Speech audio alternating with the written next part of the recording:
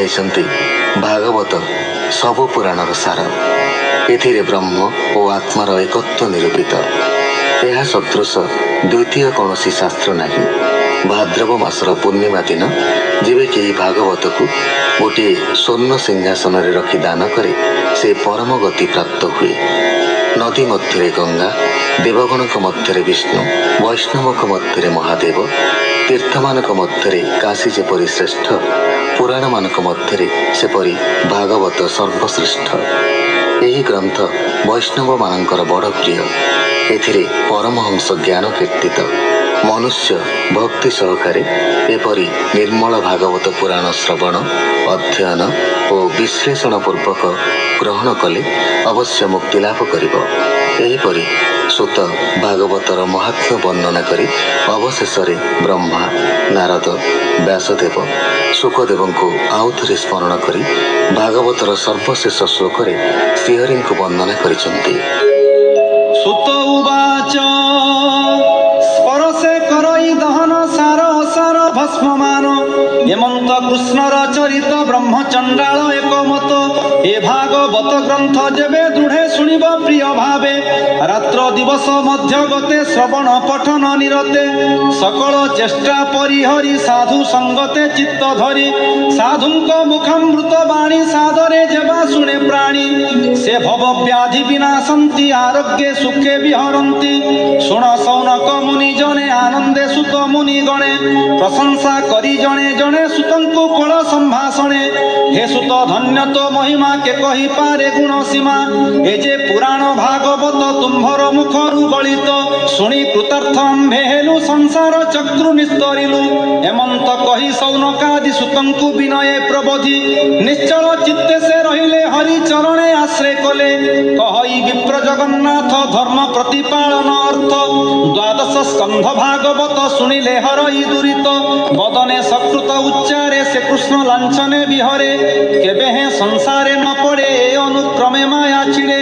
नामर महिमा हेमंत अज्ञाने न जाने जगत शुण सुजने दोष मने ए भागवत अनुदिने विष्णु पूर्ववाणी निमित्ते धर्म परिपालन अर्थे संभव जुगे जुगे होई धर्म प्रवर्ते शिक्षा देई विष्णु अंश को प्राणी बही साधु वैष्णव विष्णु देही श्रीधर नामे विप्रवर कली जुगरे जन्म तार से विप्र अति विचक्षण संस्कार टीकारे निपुण श्री भागवत ए पुराण 18 सहस्र श्लोकेण ता टीका 24 सहस्र करई श्रीधर प्रकाश विप्र कूलरे जन्म होई से जगन्नाथ नाम बही प्राकृत बंधे भागवत कहिले संत जनहित सुजने दोष मन धर अशेष महिमा कृष्णर तांकर गुण कर्म जस पुराण कले गीत रस साधु चरण रेणु आसे सुचित्ते अनुक्षणे घोषे श्री जगन्नाथंक संगीत जानाम श्री भागवत 329 एकादश जाए प्रकाश अध्यानामेण जे विशेष श्री भागवत गीत रस एणु चित्त बोधिवा अर्थे द्वादश स्कंध श्रुति पथे विप्रंक ठारु शुणी मने चित्तई कलई लेखने जेणु से गीतरे विशुद्ध जगन्नाथ नाम प्रसिद्ध तेणु तांक नाम बखाण से जे महत महाजन से विप्र जानी कृष्ण रस पुराण गीतरे प्रकाश जगत उद्धार निमंते रचिले श्री भागवते तांको चरणे तेणु मन सुजने दोष मन घेन आसाम साधुंक चरण शरण महादेवहीन सुजने दोष न धरिब विष्णु महिमा अनुभव प्राकृत संस्कार ही नाही भक्त भावे बस होई आगम निगम पुराणे ध्यान समाधि तत्व ज्ञाने खोजिन कांति तांक लेस किंचित भावे परकाश सामकु मुकुता जेसन प्राकृत तेजी तत्व घेन व्याध गणिका अजा मिले तांक भाव घेनी तरिले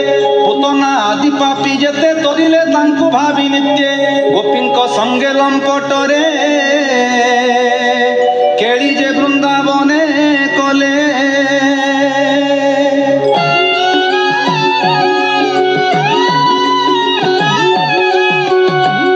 गोपी काम भावे तरी कृष्ण को कांत भावे बरी ए गुण घोषी प्राणी तरी हेमंत महिमा जे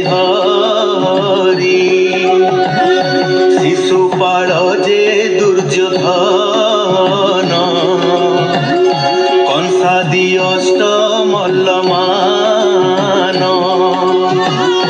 ए आदि जेते शत्रु गणे हिंसा बहीन नित्य मने साजुज्य मुक्ति जे पाइले से विष्णु अंगे लीन हेले भाव भाव जार नाही महिमा गोचर नोहरी ब्रह्मा शिव देव अनंत सर्वभूत आत्मा अच्युत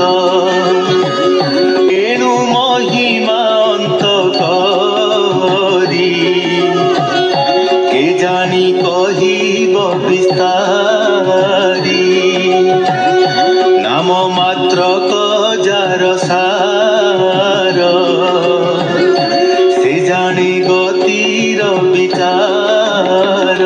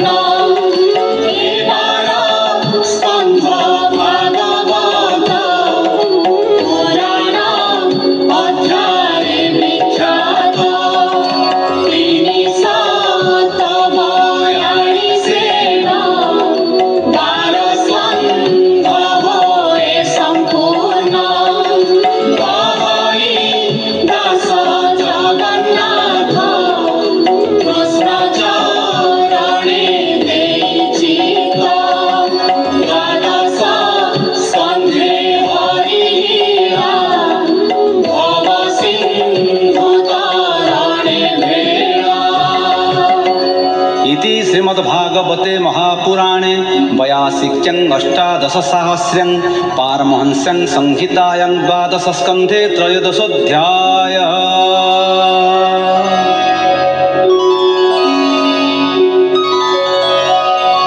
एठी शेष होला श्रीमद्भागवतर 12 स्कन्ध।